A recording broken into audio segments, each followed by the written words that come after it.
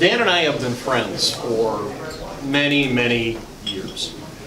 We talk about politics, we talk about policy, we talk about families, we talk about life. And what's a little unusual about talking with this particular Chicago area politician is that sometimes our conversations veer into unusual territory, at least for a Chicago area politician. You see, often when we're talking about something, it veers into, is this the right thing to do?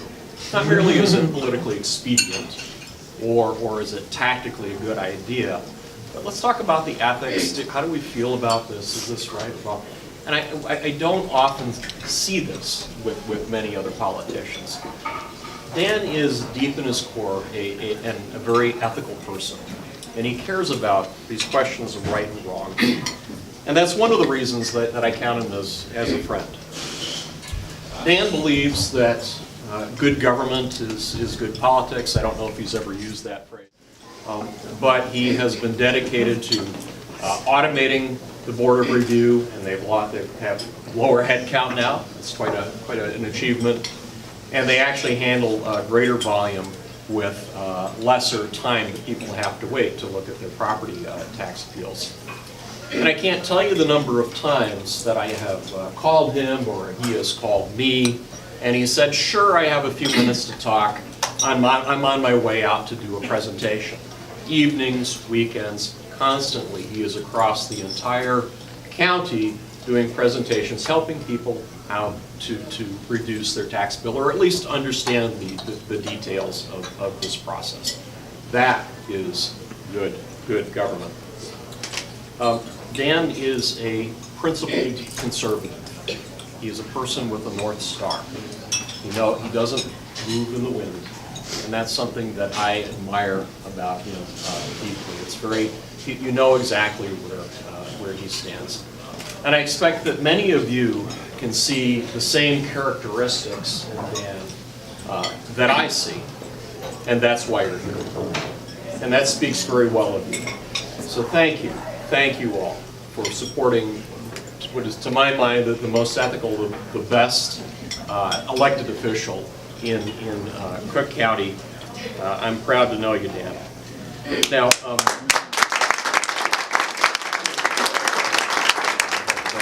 let me give you Dan Patlak. Yeah.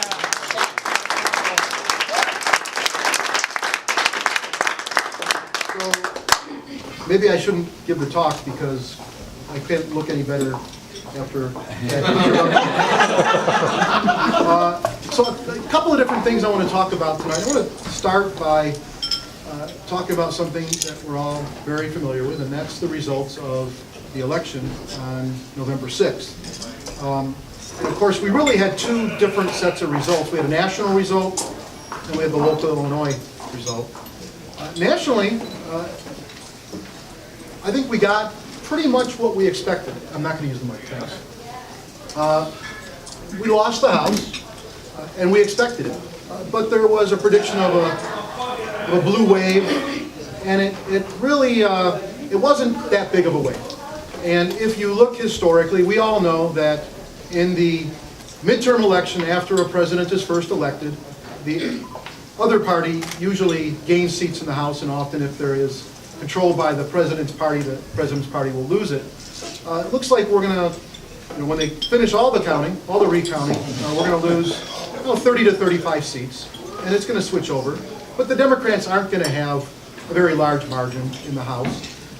And I think we have to keep perspective. In 1994, when Newt Gingrich became Speaker, Bill Clinton's party lost 54 seats. And 2 years after Barack Obama was elected, Democrats lost 64 seats. So I think we're way ahead of the game, and we're in a position to take some of those seats back in the next election and possibly take back control of the House. And at the same time, we gain seats in the Senate. And to me, it might not be a bad trade. For me, I think the Supreme Court's pretty darn important. I think a lot of people voted for Donald Trump for no other reason but the Supreme Court, and the man kept his word. And I think next time around when he nominates another Gorsuch or Kavanaugh, it's probably going to sail through much more easily We won't have to worry about 1 or 2 Republicans defecting, because if they do, we'll still have enough Republican votes to get them through.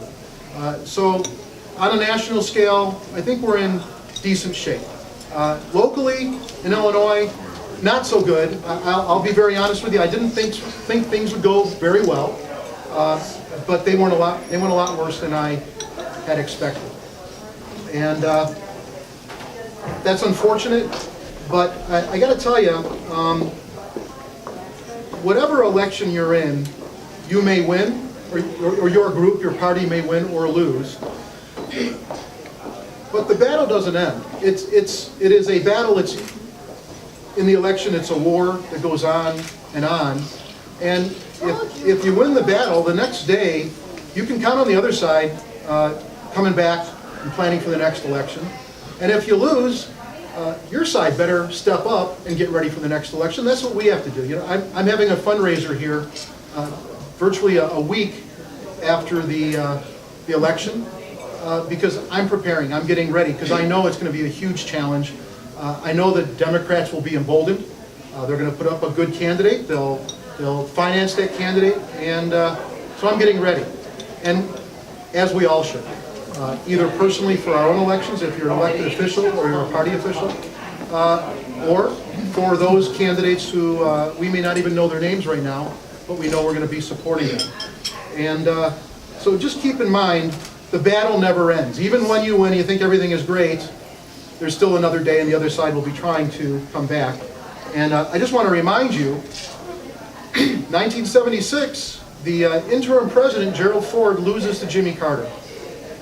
It was in the wake of Watergate. We were in the minority in the House and the Senate. Everything was bad. A lot of people thought that the Republican Party would disintegrate and go away. 4 years later, Ronald Reagan comes up with a good attitude and a great message and wonderful issues, and he wins. He wins overwhelmingly. He is perhaps the most popular president of the century. 4 years after we thought maybe we couldn't come back, or at least some people predicted that. And it shows that ideas matter and candidates matter.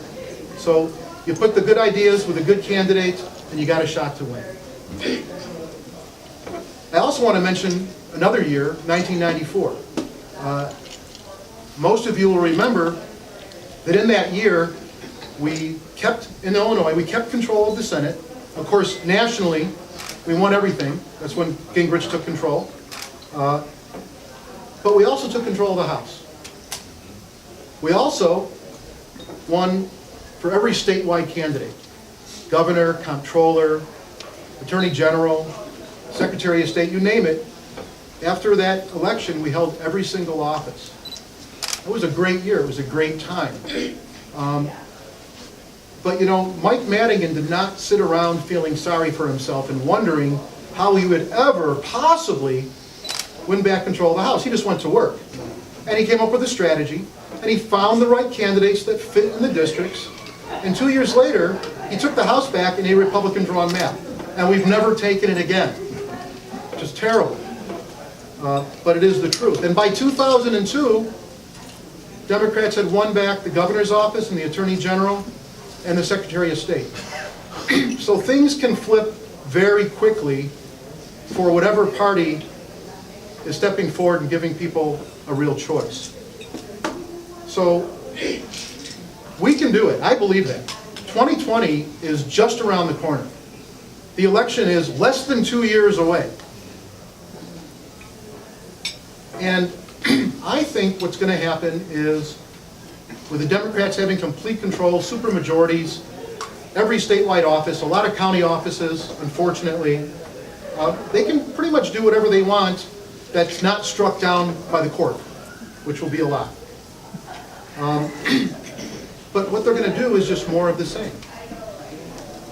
I have not heard a Democrat candidate with an idea, a single idea, that's actually going to solve the problems we have in Illinois. So what are they going to do? Raise taxes, increase regulation, push for a $15 living wage, and all the other business killing and job killing ideas that they can possibly come up with. So in 2 years, and certainly in 4 years, I'm sorry to say our state will not be in better shape, but it'll probably be in worse shape. And we, the Republicans, will be there with the good ideas. And we will have some incumbents who fought for those in the House and in the Senate, and we can say, this is how our guys voted. If they had listened, if they had done what we had wanted to do, would have been better for everybody. So I think there's a real opportunity now, and I know it's not an easy path, but every election somebody wins, and both people have a chance. So if we do what we need to do, we can win back the House, and that should be a goal. And by the way, we're going to have a U.S. Senate seat up, and we're going to need a good candidate for that.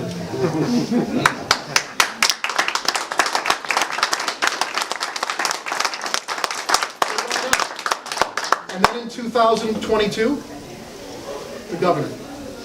And I am convinced, based on what he has said is his plan, J.B. Pritzker will be eminently beatable. He is not a good candidate. He is a guy whose best attribute is he has a lot of money. It's a great attribute, but it is his single good attribute. Now I want to move to something a little bit more personal. And I know everybody in this room at one time or another, and perhaps many times, has helped a candidate. And I want to tell you, as a person who's been a candidate, help, an encouraging word, means a lot. Many of our candidates don't have massive party support. They depend on the people they know, their friends, somebody they know from the party to help them out. And not all the money's flowing in, and they're desperate about that. And so when you say to someone, hey, that was a good speech, or hey, I'm proud of you for knocking on all those doors, or I like the design of your literature or your signs, that gives them heart to go out and work again and do more. So I want to encourage everybody to encourage all the candidates that you know at whatever they're doing well, because they need that. And I want to tell a little story. When I was first running, a few months after the primary, and I had a contested primary in 2010, I was out knocking on doors in LaGrange. And I was out there, it was me and Ken Joplin. And Ken was my volunteer campaign manager who had committed to working on my campaign. When I asked him, he said, I can give you 10 to 15 hours a week. I said, great. But that 10 to 15 hours turned into about 40 to 50 hours for the whopping salary of that.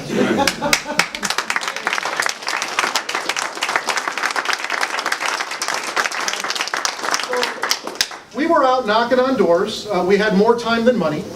And we ran across a homeowner that was outside working on his lawn. And we said hello to him, and we engaged him in conversation. Nice guy. And he seemed to really appreciate what we had to say. And I was talking to him about the Board of Review and what I'd like to do with the office. And it was a good response. We walked away thinking, well, we're going to get that vote. That was great. And we continued walking, and we went several blocks away. And about an hour later, a car pulls up. And it's this fella that we've been talking to. His name was Richard Lazarski. Rich, you're not here tonight, are you? Okay, he was going to come. He didn't make it.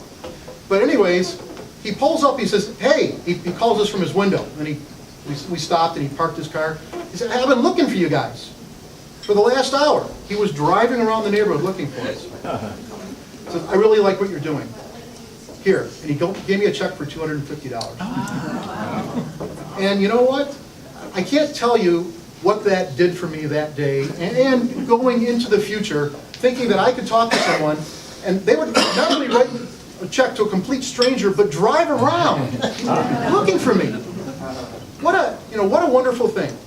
And so my request to you is help our candidates. Okay, that's that. I want to let you know that I personally am rededicated to party building and to winning the upcoming election, not only for myself, but for every other Republican that decides to put their name on the ballot. And I want to express my appreciation to everybody in this room who has devoted their time and their talent and their treasurer to me or to any other Republican candidate. And I know that's something that I think everybody is deserving of praise for. I also want to mention the most important person in my life is my wife, Dulce.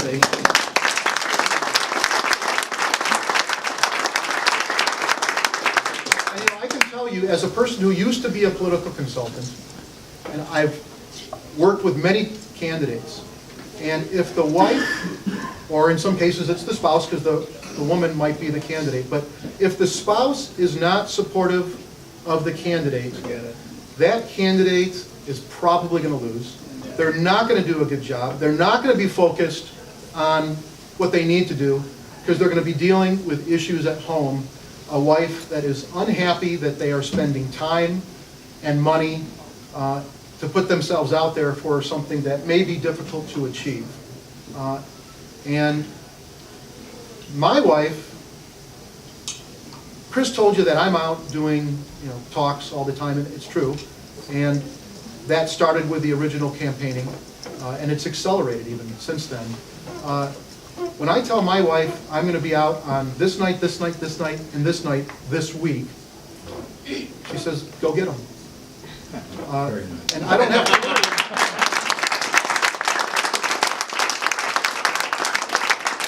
So she is always there for me. And if I'm out, she's taking care of whatever needs to be taken care of at home. And she works full time, by the way. So thank you, Dulce, for everything. There's no way I win that first election or the subsequent ones if you're not behind me. No possible way.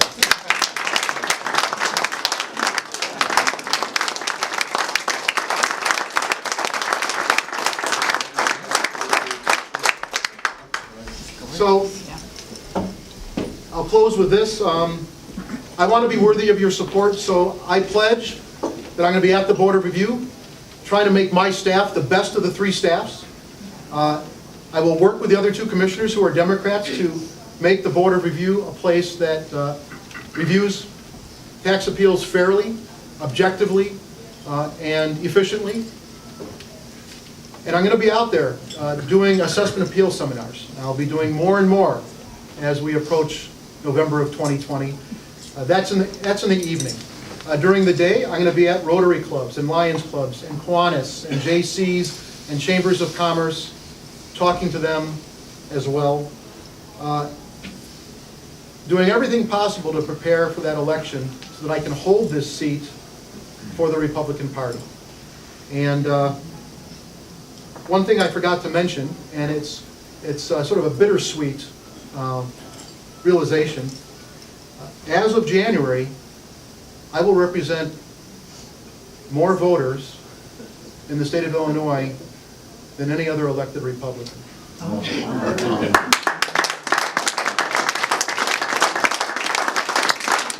are 1.7 million people in my district. Governor Rauner represented the entire state. Unfortunately, he lost. Dan, for many of us, you will be our only Republican. That's right. I'll try to do your Well best. said. Well said. So, Very good. I want to be worthy of your support and the support of 50% plus one of all the voters out there.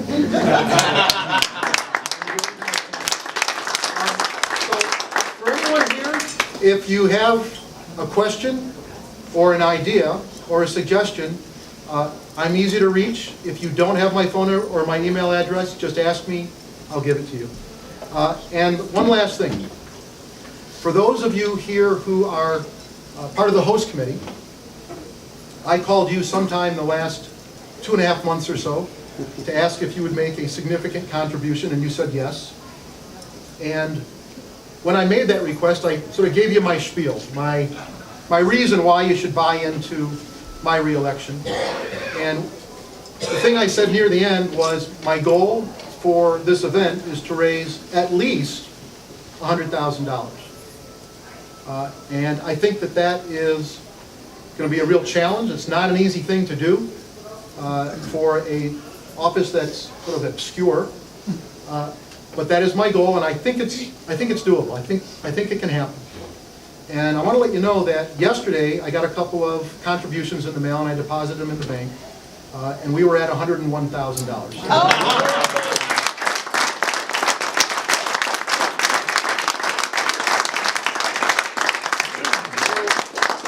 Thank you from the bottom of my heart for making it happen.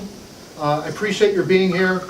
We're open for another hour, so have some drinks and some food, and I hope I can have a chance to talk to you.